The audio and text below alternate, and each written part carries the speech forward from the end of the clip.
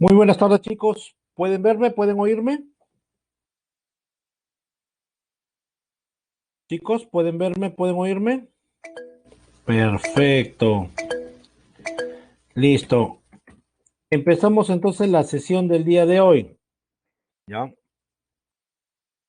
Hoy, 12 del 10, siendo las 12:10 también, empezamos, número cabalístico, empezamos la sesión número 15 de economía. Para eso les pido, la primera parte, la primera mitad es bien entendible, ¿ya? La segunda no es que no sea entendible, sino que es, como no es un tema de dominio público, que se conozca mucho, que hayan visto anteriormente, y como es la balanza de pagos, les pido que estén un poco más atentos, ¿ya? Porque este tema es importante, es una pregunta que siempre viene en los exámenes de la PRE, del examen de admisión, es un tema que tiene muchas aristas y muchos ejemplos, y como digo, es poco conocido, ¿no? Así que vamos a verlo. Empezamos. La deuda pública total, ¿ya? De esta deuda pública total, ustedes saben parte de esto, la mitad nada más, ¿ya? La deuda pública total tiene dos elementos, la deuda pública interna y la deuda pública externa. La que conocen es la deuda pública externa, ¿no? La deuda externa, ¿no? Todos secundarios les han dicho que esta es la razón por la cual nosotros somos un país subdesarrollado, es una deuda impagable, es lo que no nos permite desarrollarnos, ¿ya? Eh, Mentiras a medias y verdades a medias, ¿ya? ¿Por qué? Porque a pesar de que dicen que no hemos crecido, pues. Hemos ido creciendo. Bueno, en la pandemia todos hemos retrocedido, pero hemos ido creciendo poco a poco. Nuestra economía está sólida. Es como tener una pesa así como la de Rock Lee, ¿no? En las piernas, o tener un grillete y salir a correr, ¿no? Un grillete ese con las clásicas bolas de metal. Puedes caminar, puedes trotar, pero obviamente con dificultad. Ahora, ¿de qué es impagable? No, porque hay países como Venezuela, que pagó su deuda total, países como Japón, Alemania, que pagaron su deuda y ahora está muy bien. ¿Es posible? Sí es posible. ¿Cómo? Ya les voy a decir. Ahora, hablemos primero de cómo se llega a esta deuda pública externa, ¿ya? Lo que pasa es que se acuerdan, y la interna también, ¿se acuerdan la clase pasada y vimos el PGR, el Presupuesto General de la República? Y veíamos todos los egresos, los gastos que tiene que hacer el Estado para funcionar y todos los ingresos, ¿no es cierto? Y decíamos que había superávit cuando los ingresos eran mayores que los gastos, cosa que no se da siempre, y hay déficit cuando los gastos, los egresos, son mayores a los ingresos. Cuando los gastos son, o sea, los egresos, las salidas son mayores a los ingresos, por mucho, es que nos hemos visto en la necesidad de pedirnos deuda externa, pedirnos de alguien, porque tanto la deuda pública interna como externa, dice, es la que se acuerda con personas naturales y jurídicas. Naturales, personas como nosotros, ciudadanos, ¿ya? Y personas jurídicas, sociedades que se forman para hacer empresas, ¿ya? Y la deuda pública interna domiciliadas en el país y la deuda pública externa que no están domiciliadas en el país. En pocas palabras, son todo el dinero que le debemos a aquellos que están dentro del país, es la pública interna, personas, instituciones, empresas, sociedades, y la deuda pública externa es lo mismo, pero las que no están en el país, ¿no? Entonces, deuda pública externa es cuando hemos tenido bastante diferencia entre los egresos y los ingresos, donde los egresos eran mucho mayores que los ingresos. Y esto, no, la deuda pública, no hay que chantarle solamente a Alan García. Alan García generó más crisis debido a una deuda pública externa anterior y debido, ¿ya? Hay que decirlo, debido a lo que nosotros llamaríamos debido a ¿cómo se llama? A ver. Debido a que él dejó de pagar y la deuda se siguió acumulando. Ahora, esto viene de atrás, de Pardo de Aliaga, ¿no? De el mismo Belaúnde, que dice que, bueno, es uno de los mejores presidentes, pero también nos hipotecó, ¿no? ¿No? Es como entiendan, ya, quiero que entiendan, y yo lo vi en un video, y lo explicó muy bien un taxista, ¿no? El tema de Argentina, ¿no? ¿Ya? y el tema de la deuda, que tiene que ver con la deuda externa, pública externa, ¿ya? Y se lo voy a repetir. Miren, tú tienes tu papá y tu mamá. Los primeros 3 años, tu papá llevó la economía de tu casa. Y los otros 3 años, tu mamá. Los primeros 3 años, los egresos eran mayores que los ingresos, pero él se pedía prestado. Sacaba con la tarjeta, ¿no? Sacaba con la otra tarjeta, no pagaba la hipoteca, ¿no? Pero le alcanzaba el dinero con las tarjetas, todo para irse de viaje, para salir a comer, para comprarte ropa, todo. ¿Ya? Después de 3 años se hizo insostenible porque era loco 5 tarjetas, ¿no? Entonces todas ya habían llegado al tope, ¿ya? Y ya se debía y se jalaba y tus ingresos no habían crecido. Y obviamente después de esos 3 años le toca a la mamá. Y la mamá, ¿qué le queda? Ajustarte, no más ropa, no más salidas, vender algunas cosas, tratar de estabilizar la economía. La pregunta es, ¿quién es el malo? Todos van a decir mamá, pero nadie dice papá porque papá te hizo vivir bien, pero o te alcanzó para vivir bien, pero con plata prestada. Eso es lo que hace la deuda pública. Pues, claro, cuando te la pides, económicamente el país completó todo lo que tenía para gastar y pues tener una cierta tranquilidad. Pero el problema es cuando ya llegas, tienes que pagar, llega un momento que tienes que ajustar. Entonces, ese es el problema de la deuda pública externa porque aumenta el monto y si tu economía tropieza o está mal, no te va a permitir crecer o te lleva a retroceder, como le está pasando a Argentina, ¿no? Le está pasando factura. Ahora, eh, profesor, lo que me acuerdo que me dijo es que según el Fondo Monetario Internacional hay que poner el 40% de todo el monto, ¿ya? Es deuda pública eh, externa, ya se tiene que pagar en el PGR, el 40% de todo el presupuesto es deuda externa, que es un montón de plata, pero yo veo que se paga un montón de plata y la deuda no baja, sino más bien sube. Ya, eso es debido a lo que nosotros conocemos como intereses internacionales, ¿ya? Es un interés abusivo, pero ese es el que hemos aceptado. ¿Por qué? Te explico, ¿ya? Ellos nunca van a perder, porque si, por ejemplo, tú te vas al banco, ¿ya? Y te dice que por 100 soles que deposites te va a dar el 20% mensual, hipotéticamente, para no sacarlo anual, mensual, después del mes, tú vas a ganar 20 soles, entonces vas a tener 120 soles. Pero ¿qué pasa si en ese mes hay inflación del 50%? Tus 100 soles ya no vale 100 soles, sino vale 50. Pero ganaste 20, ya, pero igual perdiste. Entonces, para evitar eso, los internacionales, como el Fondo Monetario Internacional, sacó este interés internacional. ¿Qué significa? Que cuando cuando hay un aumento en la inflación, automáticamente el interés sube un punto por encima de lo que ha aumentado la inflación. Es decir, si la inflación sube 5%, 5 puntos más, el interés que tenías aumenta en 6 puntos más. O sea, siempre para ganar. Ya, obviamente, entonces, siempre hay inflación mundial. Entonces, aunque sea un punto, que uno no parece mucho, pero si aumentas un punto, tu interés sigue subiendo. Y por eso tu deuda, aunque estás pagando, no disminuye. Es como pagar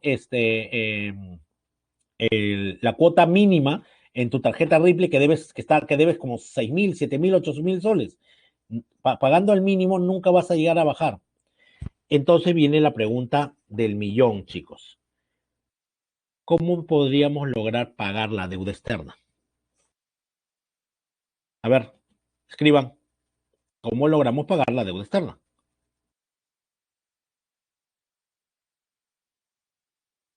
A ver, intervengan, chicos, sobre todo aquellos que ponen C. Y estoy preguntando y no, y voy a hoy día preguntar, qué duda les queda, porque si ponen C es que hay muchas dudas entonces en los temas. No son muchos, pero quiero saber qué dudas tienen, ¿ya? A ver, sí, ¿cómo se podría pagar? Pues, a ver, intervengan, porque son los mismos que intervienen. Astrid, Ciro, Angie, Aldair, Sandro, Rey, Pilar, Lisbeth, Carl, reduciendo presupuesto, pero es poquito, o sea, debes millones y millones y aún reduces el presupuesto 1 millón nada más, debes miles de millones. Subir los impuestos. No hay tanta plata, ni siquiera pagan los impuestos, y como hemos visto la clase pasada. ¿Saben cómo puede ser para que tengan, aumentar el PBI? Muy bien, Giancarlo, aumentar el PBI, eso es una buena forma, ¿ya? Pero no es la única, recuerden, ¿ya? En economía, ustedes saben que contablemente no es uno solo, no es una sola cosa lo que genera estos cambios económicos. No, Valentina, la corrupción, el problema es que la economía debe crecer no solamente combatiendo la corrupción hay en todo el mundo, ya está demostrado con Odebrecht, no es solamente la causa de la crisis, ¿ya?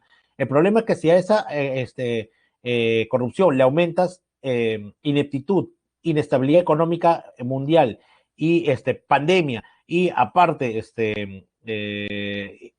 inacción y pueblo que escoge mal, ya pues todo eso combina, ¿ya?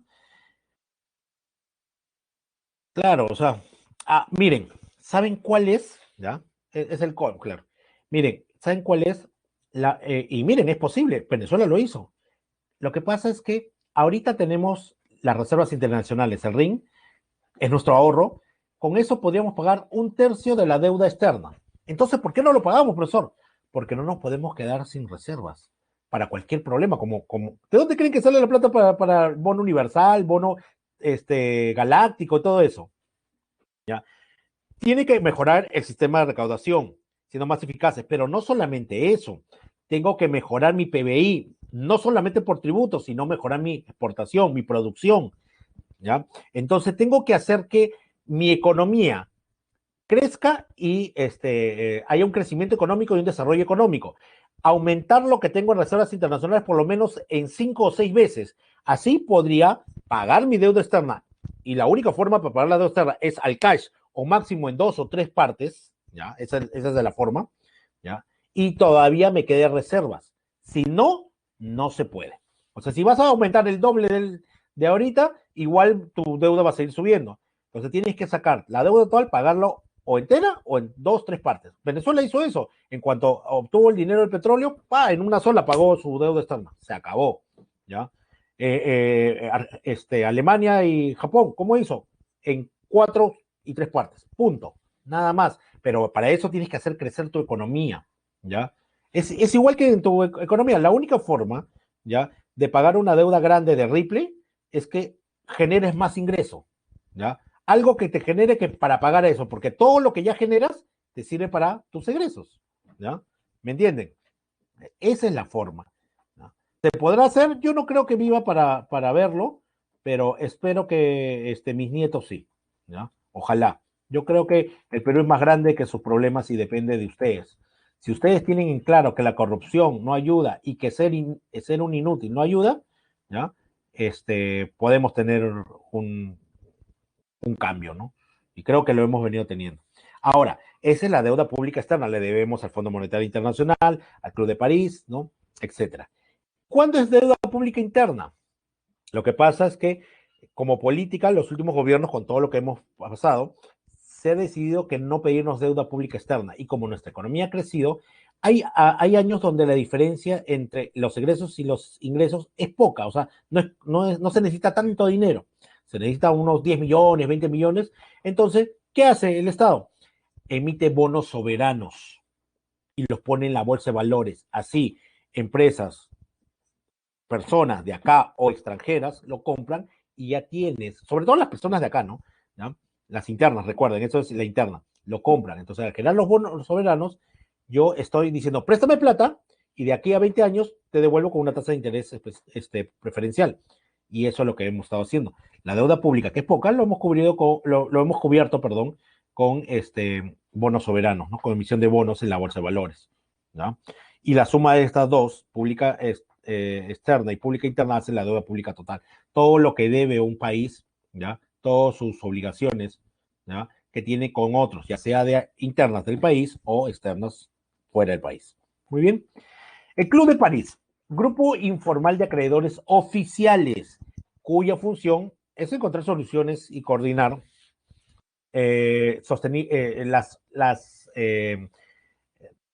coordinar las formas sostenibles, ¿ya?, de ayuda frente a las dificultades de pago de los deudores, ¿ya? Internacionales.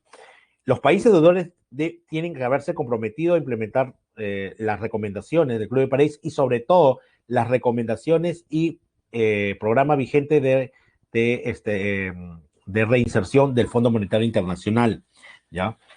Ojo, para poder llegar a acuerdos. Les tengo que decir algo. Nosotros somos libres e independientes, dice la canción. Mentira, ¿ya? Nuestro presupuesto está condicionado al libro número 5 del Fondo Monetario Internacional. Si no hay partida para la deuda externa de acuerdo a lo que está pactado pagar, ¿ya? No se aprueba el presupuesto, para que vean. Nosotros tenemos que estar condicionados a condiciones de instituciones internacionales. ¿Por qué? Miren, Alan García, ¿ya? Para que entiendan una cosa. Dice las malas lenguas que cuando Fujimori entró al gobierno fue a visitar al Fondo Monetario Internacional y abrieron la bóveda. Y dicen como chiste que salió una polilla, que no había nada. Los que no saben de temas económicos, cosa que ya ustedes no pueden decir que robó, porque saben que en el Estado, o sea, robar tanto dinero no es posible, pues hay tantos mecanismos. Entonces, ¿qué pasó, profesor? Lo que pasa cuando tú tienes ahorrado dinero y tus egresos son mayores que los ingresos, te vas comiendo el ahorro. Él agarró y dijo, yo voy a hacer crecer al país, pero para eso, ¿de dónde saco plata? Ah, yo pago 40% de mi presupuesto. No, ¿sabes qué? Voy a pagar el 10% nada más. Si quieres, le dijo al Fondo Monetario Internacional, si quieres, ya, te voy a pagar 10% porque estoy pobre y quiero retirar mi economía, eso es lo que voy a hacer. Es como le decirle a tu papá, oye, ¿sabes qué? Mi cuarto lo voy a pintar de negro muerte y rojo sangre, ¿ya? Y me vas a dar la plata, si quieres, ¿ya? O sea, tú pones condiciones donde no eres dueño. No puedes, al toque el Fondo Monetario, ah, si quiero, ya, ok. Nos cerró el mercado, nos cerraron, nos bloquearon internacionalmente, no podíamos exportar, no podíamos importar, nos fregó la economía, ¿ya? Y por eso, para sobrevivir esos años, se fue comiendo las reservas internacionales, ¿ya? Eso es lo que pasó, por eso había poquísimo cuando entró Fujimori, y Fujimori le tomó 10 años de su gobierno reinsertarnos en la economía mundial y reprogramó la deuda, como vamos a ver, con el Fondo Monetario Internacional. Entonces, para eso tienes que llegar a acuerdos. Primero, nosotros hacemos caso a la recomendación del libro número 5 del Fondo Monetario Internacional para hacer el presupuesto general de la República, y para hacer la balanza de pagos se usa el libro número 6 del Fondo Monetario Internacional, ¿ya? También con recomendaciones de ellos. Por eso tan independientes no somos, chicos, ¿no? ¿Ya? ¿Ok? Renegociación y refinanciación. ¿Cuándo tengo renegociación o refinanciación? Eso pasa cuando el deudor tiene dificultades de pago con el acreedor, ¿ya? Cuando no puede pagar sus obligaciones financieras de manera correcta, ¿ya? De manera correcta. Ahora, ¿cuándo se da renegociación?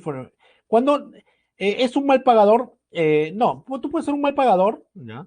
Pero ir pagando, ¿ya? Con dificultad y todo. La renegociación es, sí, eso eres un mal pagador, pero acá ya viene dificultades.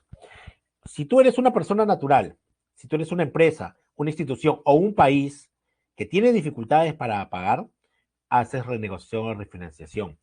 Y esto lo promueve no el deudor, lo promueve el acreedor. ¿Por qué? Porque no debes permitir que la gallinita de los huevos de oro se muera. Si una persona natural, jurídica, institución, país, se declara en bancarrota, te fuiste al demonio, te fuiste al tacho con tu deuda. Porque si se declara en bancarrota, significa que él va a dejar de pagarte, ¿ya? Y va a cobrarse cuando venda todas las cosas. Y de repente ni llega a cubrir tu deuda. ¿Me entiendes? ¿Ya? Entonces, tú no puedes permitir que eso llegue, entonces tienes que darle soluciones, renegociación o refinanciación, tirarle un salvavidas, ¿ya? Para eso. Entonces, renegociación es, imagínense esto, renegociación es cuando eh, eh, tienes un crédito hipotecario, ¿ya? Y los últimos 2 años has siempre pagado fuera de fecha, ¿no? Digamos que el 28 tenías que pagar siempre, porque así habías quedado en la firma, a 15% de tasa de interés, y pagas el primero, el 2, siempre con mora, ahí pagando. Y en el último año te has ido atrasando. Primero te atrasaste un mes y ahora estás atrasado 2 meses, ¿ya? Entonces tú te acercas al deudor y dices, como entidad financiera, oye, ¿qué pasó, deudor? No, mire, lo que pasa, acá, en la renegociación, es un acuerdo entre el deudor y el acreedor, sí, que busca modificaciones en las condiciones del pago de la deuda. O sea, busca modificar condiciones en el pago. No vas a modificar la deuda en sí, ¿ya? Se negocia un nuevo programa de pagos, plazo. Yo te pregunto, oye, ¿qué pasó? ¿Por qué siempre pagas fuera de fecha y con mora? Lo que pasa, señor, es que ustedes me pusieron 28 y a mí me pareció bien, pero el trabajo deberían pagarme 28, pero siempre me pagan 30 y algunos trabajos me pagan el primero 2, entonces termino pagando 4. Ah, ya, entonces negociamos nuevos plazos. Las condiciones de pago ahora no es 28, tu nueva fecha son los 5 cada mes. Así siempre vas a estar al día. Ok. Ahora, el monto, ¿está bien? Sí, está bien. Pero el tema del interés, mira, el problema es que debes 2 meses. Ya, vamos a arreglar ese tema del monto. ¿Ya? ¿Qué pasó? Lo que pasa es que perdí el trabajo y recién me he reinsertado y esos 2 meses no me han pagado, así que estoy atrasado. Ya, ok, renegociemos. Estos 2 meses que me debes lo vas a pagar, lo reprogramo para julio y para diciembre, con la gratis me pagas, con todos los intereses que eso lleva. Y ahí te pones al día. Y este año que queda, como todo está difícil, ¿no? Tú pagas 15% de tasa de interés, vas a pagar 5 este año y en próximo medio año 10. Y después vuelves a 15 y lo que no me pagaste en intereses en ese tiempo, me lo vas a pagar a final de la deuda. ¡Pum! Renegociaste, lo hiciste respirar y va a ser un buen pagador y va a terminar la deuda. Perfecto. En refinanciación, comenzaste con los problemas como en renegociación, pero ya estamos 6 meses, ¿ya? 6 meses y no pagas. Y no tienes intención de pagar. Entonces te acercas ahí y al deudor y lo que significa gestionar la firma de un nuevo contrato de crédito, un nuevo contrato, ¿ya? Y que generalmente es en mejores términos que el anterior. Trata de salvarlo, ¿ya? Se busca cancelar la deuda anterior contraída, ¿ya?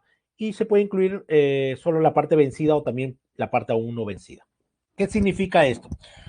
Deudor, ¿qué pasó? Bueno, perdí el trabajo, soy una persona mayor de 50 y no consigo trabajo y no creo que lo consiga en los siguientes 2 meses, peor en cuarentena. Así que tengo ese problema. ¿Ok? ¿Qué te parece si la deuda de lo anterior, cerramos lo anterior? A partir de acá, este monto lo voy a tener como nueva deuda y son 15% de tasa de interés. Esta nueva deuda va a ser con 10%. ¿Ok? Te voy a dar también nuevo plazo. Tienes problemas de los 28, va a ser el 5. Ya. Estos 6 meses que no me has pagado, no me vas a pagar. Así que se cerró la deuda anterior, la parte vencida y la parte por vencer se saca a 10% y la nueva fecha que ibas a terminar en enero, ahora va a terminar seguro en julio, ya del 2022. ¿Ok? Y este primer año te voy a dar 5% de tasa de interés, 10% después y lo que no me pagaste al final. Trato de ver la manera. Es mejor la refinanciación, obviamente. Porque, vuelvo a decir, si declaran en bancarrota, pierdes tú, pierdes la entidad financiera. Así pasó con los países de México, Centroamérica y Sudamérica. Los países se declararon en bancarrota, ¿ya? Y todos querían refinanciación. Mandaron un primer grupo para revisar esto y recomendaban que de todos los países, solo 3 renegociaban y los demás refinanciaban. Y el Fondo Monetario le dijo, oye, ¿cómo me vas a decir esto? Refinanciación es perder mucha plata. Yo acepto renegociación y refinanciaron algunos. Y mandaron al grupo, a Brady, hicieron todo un nuevo análisis y solamente refinanciaron 3. ¿Ya? Y en la refinanciación también hay condonación de deuda. Te perdonan parte de la deuda, generalmente los intereses de lo que te habías atrasado en pagar. Entonces, en la refinanciaron países como México, que iba a entrar en bancarrota, Costa Rica y Nicaragua. Los demás renegociaron, nosotros renegociamos. Y dentro de esa renegociación fueron nuevos plazos, pagar todo los 10 años que no habíamos pagado con los intereses que se habían generado, ¿ya? y obviamente tasa de intereses bajas estos primeros años mientras se reactivaba la economía, ¿ya? En 2017 se llegó a pagar los bonos Brady, ¿ya? Que se utilizó para dinero para pagar la deuda que no habíamos pagado, ¿ya? Muy bien. Comercio internacional comprende el intercambio de productos, de bienes y servicios que entre sí realizan los países, regiones o bloques económicos del mundo, ya sea mediante organismos oficiales o a través de particulares.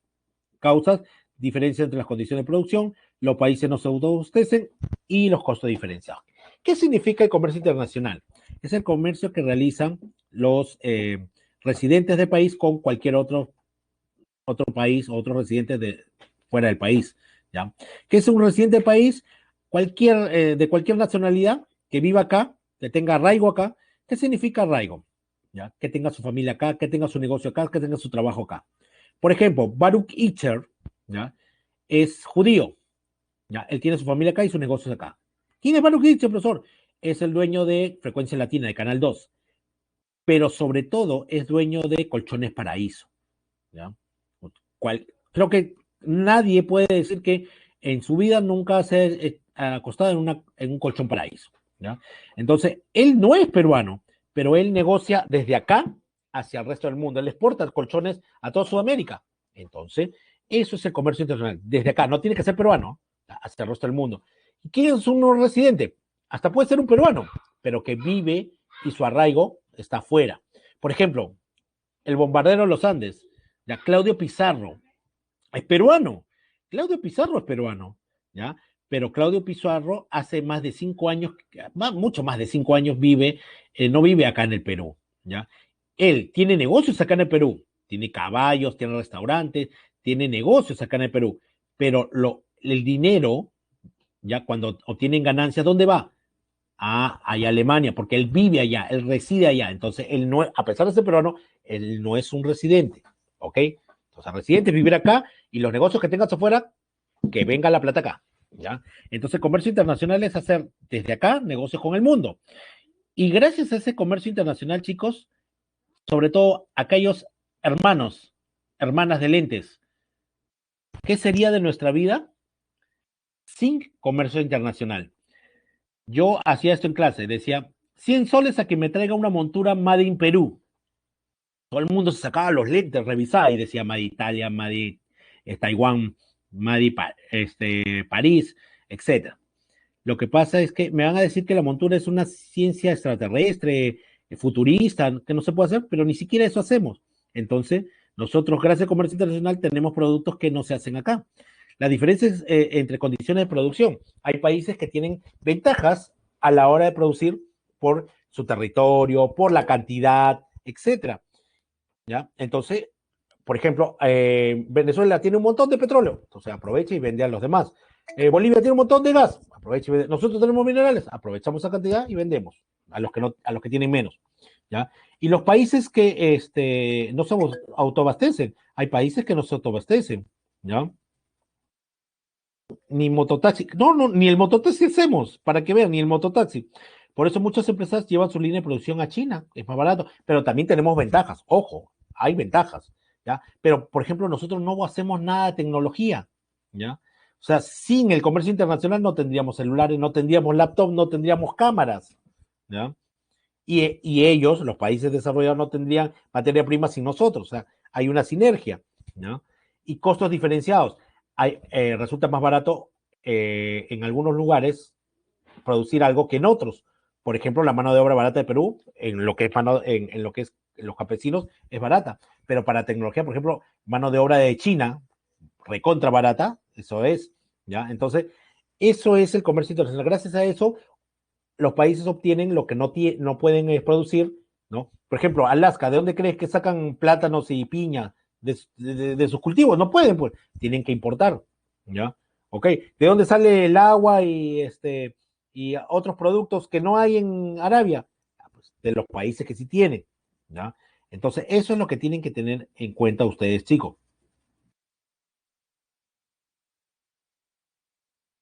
Tiene capital peruano, pero es más extranjera, chicos. ¿Ah? OGMO, ¿ya? Tiene capitales más extranjeros que peruanos. ¿ya? ¿Ok? Entonces, otra cosa, ventaja comparativa y ventaja competitiva. Ventaja comparativa de David Ricardo y ventaja competitiva de Michael Porter. La ventaja comparativa, dice David Ricardo, los países deben producir y exportar, o sea, yo debo producir y exportar aquellos productos que puedo fabricar a un costo relativamente más bajo que el resto de los países. Y debo importar los productos que me resultan muy caros, ¿ya? Hacer, de altos costos, de manera eficiente. ¿Qué quiere decir? Por ejemplo, Perú y Estados Unidos, ¿ya? En lo que es alcachofas, espárragos, ¿no? ¿no? Productos de pan llevar. El Perú puede exportar eso y tiene ventaja porque nosotros tenemos 64 microclimas acá en el país y podemos producir no solamente una vez, por ejemplo en Estados Unidos solamente una vez, porque sus climas son bien marcados, o sea, un invierno largo y crudo y solamente puedes producir en los otros, las otras estaciones. En cambio acá, dense cuenta algo. De chicos, ¿se acuerda? Fruta era estacional. Sandía solamente en verano, fresa en verano, mandarina en verano. Y otros, no es te decían, no es su temporada, pero pregunta, ¿no hay mandarina todo el año? ¿No se encontró mandarina todo el año buena, sin pepa?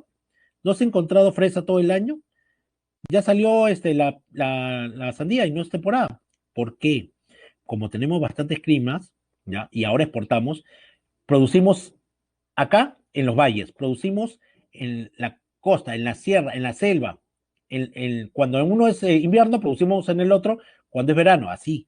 Entonces podemos producir todo el año. Además, el costo de mano de obra es barato. ¿Ya? A los campesinos lamentablemente les pesetean sus productos, 10 centavos, 20 centavos, y lo que le pagas al campesino es 35 soles el jornal. ¿Cuánto es? Ni 10, ni, a ver, ¿cuánto es? Ni $10, ¿ya? Ni $10, menos de $10. En cambio, en Estados Unidos, solo una vez puedes producir al año, la mano de obra, allá sí se les tiene, el campesino, ¿no? Está en planilla y les pagas buena cantidad. Además que nuestros productos son bendecidos por nuestra tierra y son riquísimos, ¿ya? Entonces, si tú comparas un producto de Estados Unidos, un espárrago, ¿ya? Estadounidense y uno peruano, el peruano lo puede ser más rico, más barato, y por eso debe exportar. Pero al revés, también, si quisiéramos hacer un iPhone, por ejemplo, ¿ya? Un iPhone, el hacerlo desde nada, de la nada, porque no tenemos industria, nos costaría pues algo de, por lo menos unos $30,000, el costo, ya que ganemos $2,000 nomás. Vender un iPhone a $32,000 frente a un iPhone que nos vende, Made in Perú, obviamente, frente al iPhone, ya que está a $1,000, obviamente pues no podemos competir. Por eso es mejor importar todo lo que es tecnología. El hacerlo nos costaría mucho. Entonces, eso es ventaja comparativa. La mayoría de países subdesarrollados basan su economía en ventaja comparativa, en lo que tienen, en lo que pueden hacer gracias a su terreno, a su clima, etc. En cambio, la ventaja competitiva de Michael Porter, ¿ya? Plantea la necesidad de no solo producir teniendo en cuenta los costos bajos, sino la calidad. En pocas palabras, Michael Porter basa su ventaja competitiva en BBB, bueno, bonito, barato. Es decir, buena calidad, bajos costos e innovadores. ¿Ya? Entonces, países como, ¿ya? Miren, Japón. ¿Qué es Japón, chicos? Japón es una isla de nada, ¿no? Es una isla chiquita, ¿no? Creo que Loreto es mucho más grande que Japón, ¿no? Arequipa mismo es mucho más grande que Japón, ¿ya? Parece precio dumping, pero no necesariamente, ¿ah? No necesariamente, no es precio dumping porque el precio dumping, recuerden que es el Estado pone la parte que completa la parte para que sea más barato. Acá no es, acá es más barato de por sí, ¿ya? Miren, Japón es nada. ¿Qué es Japón? Miren, Japón, ya, ¿por qué lo reconoce Japón? Por su sushi, ¿no? Por el ramen de Naruto. O sea wow, nuestra comida es más riquísima. Bueno, y el sushi es horrible, porque está hecho con su pescado y su pescado es feo. El pescado con el pescado peruano sí es rico, pero allá es feo, ¿ya? 200 metros hacia adentro, o sea, de las costas hacia adentro, no puedes cultivar nada porque es arena y tierra salada, ¿ya? ellos tenían un solo mineral. ¿Saben cuál era? Era el carbón mineral. Pero igual que en el juego Age of Empires o esos juegos de roles, donde pones a aldeanos a cavar y a sacar oro y piedra y todo eso, ¿ya? Claro, Giancarlo es un juegazo, ¿ya? Pero sí o no que después de un rato se acaba, porque como toda mina se va a acabar. Ya, imaginen eso en Japón. Las minas de carbón ya no existen porque ya se sacó todo el carbón. Y si siguen haciendo hueco más abajo, van a hacer hoyo a la isla y se va a hundir. Entonces, ya no hay más de dónde sacar. No tienen más. Y el centro de Japón es volcánico, ¿ya? Lo que tiene harto, ¿ya? ¿Ya? Lo que tiene harto, y su trago, el ramen, no, el ramen, no, el sake, es horrible. Es como que, de verdad, es bien feo. Licor de arroz feo, no lo he tomado. Lo he tomado y es horrible. ¿Ya? Miren, lo que sí tiene harto es harto terremoto y además Godzilla va a destruir Tokio de vez en cuando. ¿Ya? Harto sismo, claro, harto sismo. ¿Ya? Entonces, pero ¿cómo Japón logró hacer en los 70 ser la potencia número 2 y estuvo a punto de ganarle a Estados Unidos? ¿Cómo? Con ventaja competitiva. Marcas como Toyota, marcas como Panasonic, como Sony, aparecieron con productos de calidad. Sony abarcó todo lo que era electrodoméstico y todo lo que era el electrónico, televisores, radios, mini componentes, Wallman, Disman, todo, Mitsubishi, todo. Marcas que estaban vendiendo en grandes cantidades a todo el mundo. Pero profesor, eso fue en los 70. ¿Qué pasó? Porque ahora ni siquiera está entre los 5 primeros. ¿Saben qué pasó, chicos? Les ganaron en la misma ventaja competitiva. La ventaja competitiva te permite ser líder, pero tienes que sostenerla en el tiempo. Y no pudieron sostenerla en el tiempo. Porque les pregunto, chicos, algo así. Si tuvieran plata, ¿qué televisor comprarían? A ver, rápido. Si tuvieran plata, ¿qué marca de televisor comprarían?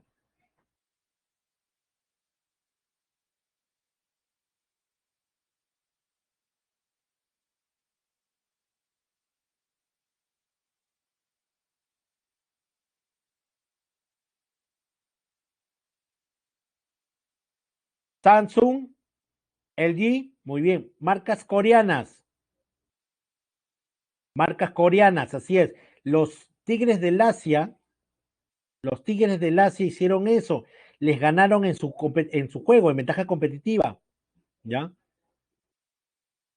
En ventaja competitiva. ¿Con qué? ¿Ya? Productos más baratos, más innovadores. Y quien le puso la cerecita fueron los chinos, que lo hicieron mucho más barato, ¿ya? Con mano de obra barata. Entonces, eso es.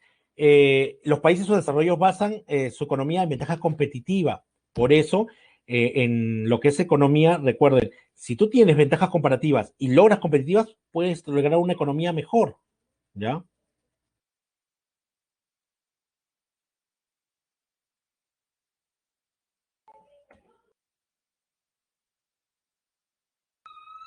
Elementos. Del comercio internacional, divisas, reservas internacionales, derechos especiales de giro, tipo de cambio, arancel.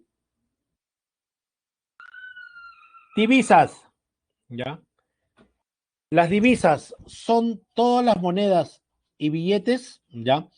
De economías fuertes. Recuerden la base las características de la moneda. Fuertes. Las divisas, ¿ya? Las divisas, ¿qué son? ¿Ya? Divisas fuertes como los dólares, los euros, las libras esterlinas, el yuan, ¿ya? Y el yen japonés y el yuan chino, ¿ya? Son monedas fuertes que nosotros utilizamos para el comercio internacional y para pagar nuestras obligaciones internacionales, ¿ya? Las reservas internacionales, ¿ya? El RIN, las reservas internacionales, ya, son las divisas, todas las divisas que tenemos y todo el oro que tenemos en las bóvedas del Banco Central de Reserva, ¿ya? Y estas reservas nos sirven para contingencias, como por ejemplo, ¿ya? Estas contingencias nos sirven para, este tipo de contingencias, ¿ya? Nos sirven para el fenómeno del niño, para pandemias. ¿De dónde creen que por eso les decía sale el bono universal, el galáctico, el transgaláctico, etcétera? Sale de las reservas internacionales, ¿ya? ¿Y por qué oro, profesor? Porque el oro, una economía puede caer y su moneda también, pero el oro tiene un valor constante, ¿ya? Y los derechos especiales de giro, el DEG, son las formas como nos decimos de deuda externa. Los derechos especiales de giro, ¿ya? Fue como nos dieron la deuda externa. Nos pedimos deuda externa al Fondo Monetario Internacional y el Fondo Monetario Internacional se comunicó con los bancos más grandes de cada país, ¿ya? Y les hizo eso, giros especiales, derechos de giros especiales a través de la cuenta para que a través de esos bancos depositar al Banco Central de Reserva de nuestro país, ¿ya? ¿Ok? El tipo de cambio, sabemos que es el valor de una moneda extranjera en moneda nacional, el dólar. Un dólar es equivalente a 3.45 soles. El arancel es un tipo de impuesto indirecto, ¿ya? El arancel es un tipo de impuesto indirecto, ¿ya? En el que este arancel se cobra por traer productos del extranjero, ¿ya? A venderlo a tu país y se cobra en porcentaje del monto o un monto único por una cantidad, etcétera, ¿no? Y de ahí vamos a lo que es importante, la balanza de pagos. Ese registro estadístico que resume sistemáticamente, ¿ya? Para un tiempo específico las transacciones económicas que realizan los residentes de una economía con el resto del mundo. En pocas palabras, es un registro estadístico, ¿ya? Que tiene partida contable, dos lados, uno donde va en todo lo que ingresa a un país y todo lo que sale de un país, ¿ya? En un periodo determinado, generalmente un año, ¿ya? Entonces, es todas las negociaciones que hace el Perú con el resto del mundo, ¿ya? Y ya saben que es el resto del mundo, todos los países que tenemos un tratado comercial, ¿no? Y tenemos una relación comercial, ¿no? Etcétera. Ahora, como no vamos a poner pues que vendemos 2 millones de, 2 toneladas, 20 toneladas de palta, uva, e importamos cabezas de ganado, y no, eso no se pone. Entonces lo que se hace es su equivalencia en dinero, en dólares, y eso es lo que se pone en la balanza. Tiene un lado, como toda balanza tiene un lado que es débito y el otro de crédito. Uno de ingreso de dinero y el otro de salida de dinero. Pónganlo así, chicos. En su bolsillo derecho entra dinero, en su bolsillo izquierdo sale dinero. ¿Qué es lo mejor? Que entre más dinero que el que sale, ¿sí o no? Entonces, esta balanza puede terminar en déficit cuando las salidas son mayores las salidas son mayores que los ingresos, ¿no? Y hay superávit cuando las entradas son mayores que las salidas. ¿Ok? ¿Cuáles son las partes de esta balanza de pagos? La balanza en cuenta corriente, ¿ya? La balanza en cuenta financiera, la balanza de financiamiento institucional, la de errores o omisiones neto y la de resultados, que es la suma de todas las anteriores. La balanza en cuenta corriente tiene cuatro partes: la balanza comercial, la balanza de servicios, la balanza de renta de factores, la balanza de transferencias corrientes.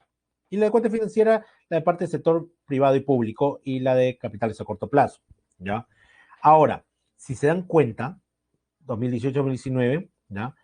Hemos tenido un saldo positivo, aunque este año debe terminar en negativo con todo lo de la pandemia, pero miren, hemos tenido un saldo positivo. Es anual, que lo sacan semestralmente, ¿ya? Y ahí podemos ver todo lo que entra y todo lo que sale en una economía. En la balanza en cuenta corriente está la balanza comercial, ¿ya? La balanza en cuenta corriente es la más importante porque tiene dentro de ella la balanza comercial. En esta balanza comercial se registran los intercambios, exportaciones e importaciones de mercancías de un país al resto del mundo. Tienen que entender que por un lado entra dinero y por el otro lado va a salir dinero en una economía. En este caso, en la balanza comercial están las exportaciones e importaciones. Las exportaciones, vendo productos y me pagan en dólares, y eso es entrada de dólares. Y por el otro lado, su contrapartida, lo mismo, pero que genera salida de dólares, es la importación. Compro productos extranjeros y pago con los dólares de acá y salen de mi economía. Y miren, en los últimos, bueno, el 2018 y 2019 hemos tenido un saldo positivo, donde las exportaciones han sido mayores que las importaciones, pero en el 2015, 16 y 17 fueron las importaciones mayores. Ojo, y en los años anteriores fueron mayores las exportaciones. Y antes de la recuperación económica siempre las importaciones eran mayores que las exportaciones y eso condicionaba nuestra balanza. Entonces, ahora este año se espera obviamente que va a ser negativo porque en general nos ha ido mal por la pandemia, ¿ya? Ojo, entonces, exportación, entrada de dólares, importación, salida de dólares. Siempre hay una contrapartida. La balanza de servicios registra las transacciones de servicios de un país con el resto del mundo, ¿ya? Su saldo es la diferencia entre el valor de las exportaciones, ¿ya? E importaciones de servicios como transporte, viaje, comunicaciones, seguros y otros, ¿ya? Te explico, ¿ya? Por ejemplo, un turista que genera transporte, viaje, comunicaciones, seguros, etcétera, un turista. Un extranjero que viene acá al Perú para conocer Machu Picchu, desde que baja acá, ahí todavía no se cuenta transporte, pero toma un avión de Lima a Cusco, está trayendo dólares. Va y se hospeda en un hotel, está gastando dólares. Va y restaurante, dólares. El tren de Cusco, ya, dólares.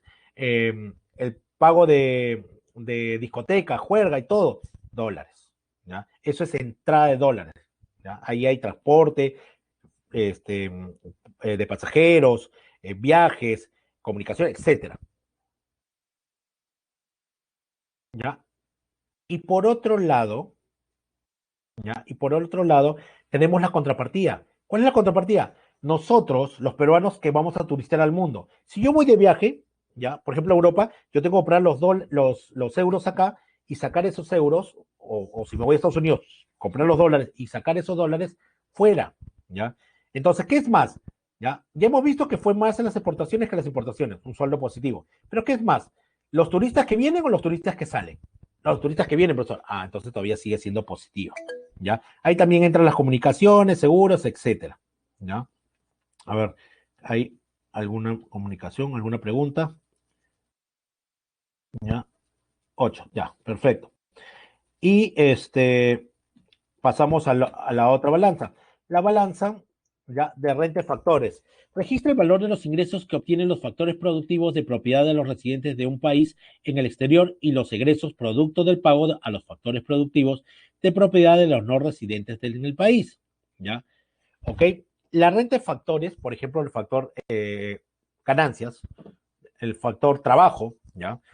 De los que residentes y los no residentes. Por ejemplo, ¿qué tienen en común la Curazao, Banco Azteca y Ripley?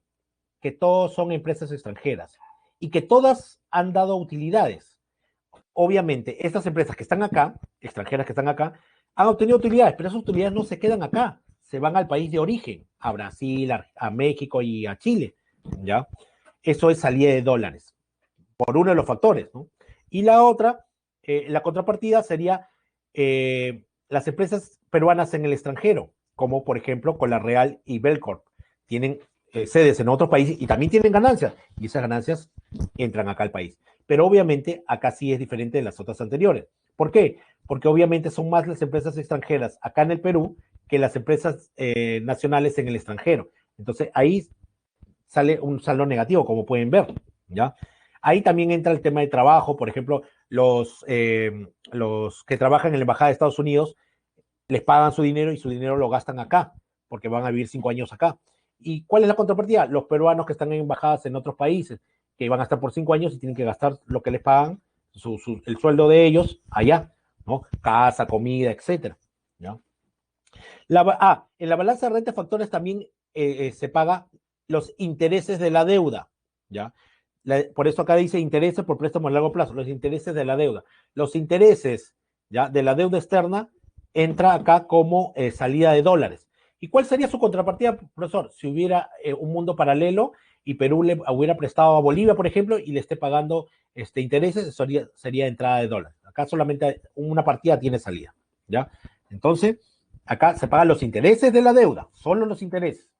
En la balanza de transferencias corrientes se registran aquellas operaciones que no tienen contraprestación directa, como remesas y donaciones de bienes y servicios y dinero.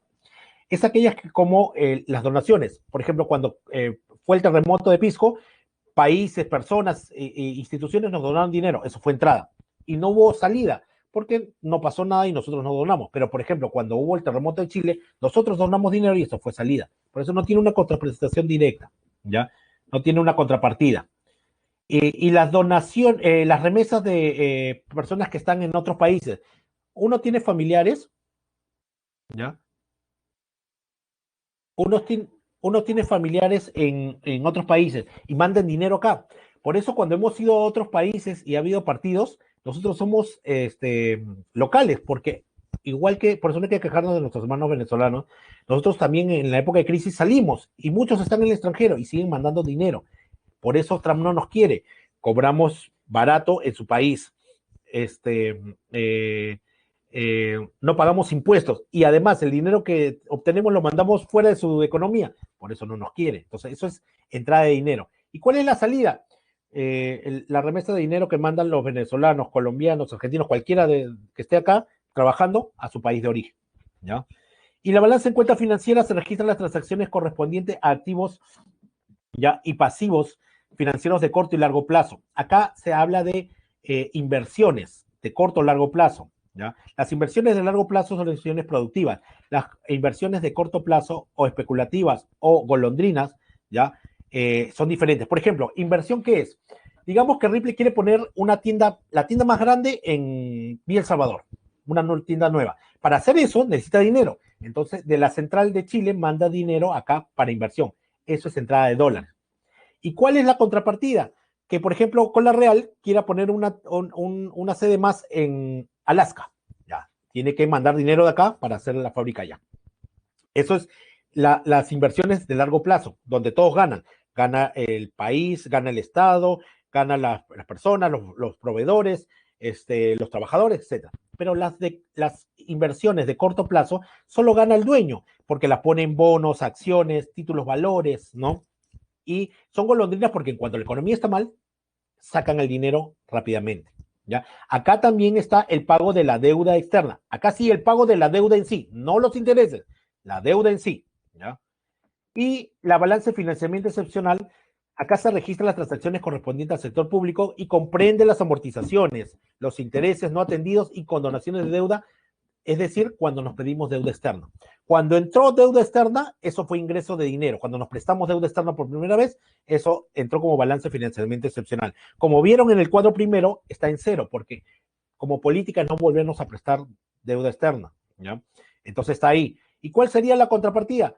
Que en un mundo imaginario nosotros prestemos dinero a Bolivia, en el momento que se presta el dinero. ¿Ya? Pero solamente acá está en cero porque no nos hemos prestado hace tiempo. ¿Ya? En la balanza de errores o omisiones netos se registran las transacciones con el exterior que no se lograron identificar parcial o totalmente con el objetivo de preservar el principio de partida doble. ¿Qué significa? Es fin de año y algunas partidas, algunos ingresos o transacciones no se pudieron poner en diciembre o a fines de año. Entonces lo consideras como error de emisiones en el balance del siguiente año. El dinero que entró por lavado de activos, narcotráfico, aceitada, corrupción y comisiones, ¿ya? Como no puedes poner, por ejemplo, todos los bienes de el tío Vladi, todos los bienes de Turbo, todos los bienes de a estos alcaldes que han robado y han hecho lavado de activos, ya, todo eso se vendió y entraron al presupuesto del Estado como error o omisiones netos porque no se puede poner por lavado de activos, aceitada ni narcotráfico. Y el resultado de la balanza de pagos simplemente es la suma de todas las otras balanzas. Hay déficit cuando sale negativo, cuando es más es el dinero que sale de la economía que el que entra, y hay superávit cuando es más el dinero que entra que el que sale. Pero se debe buscar un equilibrio mínimo, terminar en cero. ¿Ya? Eso sería todo, chicos. ¿Ya? ¿Ok? ¿Ya? Ahora la encuesta, chicos. La encuesta, por favor. Vayan haciendo la encuesta mientras les doy las claves. Todos, por favor.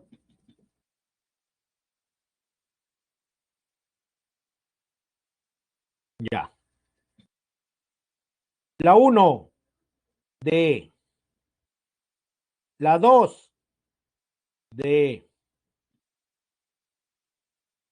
La 3 A. La 4 B. La 5, C. La 6, A. La 7, C.